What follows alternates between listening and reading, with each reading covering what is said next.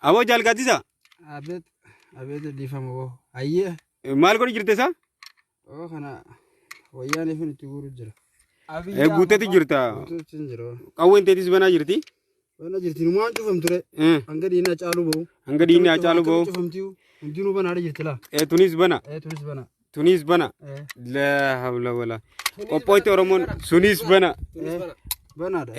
Numaan cufam ture. Dalagataa fi nageenyi jaamu bakka gartee miti Oromoon du'aa jirutti nageenyi hin jiru.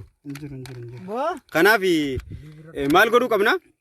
Wanti nuti godhuu qabna silaa warri biyya mbaa keessa jiru yoo sagaleedhaan wal bira jiraanne malee wanni walii goonus hin jirtu. Ammoo wanni Oromoon yaani naftanyaan dhala Oromoo irra raawwatu jirtun waan ilmi namarratti raawwatamu miti. Sun silaaf wanni isaan barbaadan nugussummaa aangooti.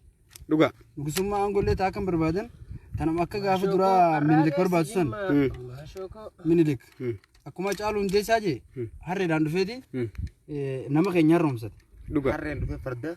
Nama osoo fardan fudhatin duratti nama keenya gabaa gabana qabeeni gabroonfatee garteemi ifi gubbaa taa'ee deeme. Oromoo biratti ammoo wanni akkasii qaanyidha. Qaanyi. Sheemidha.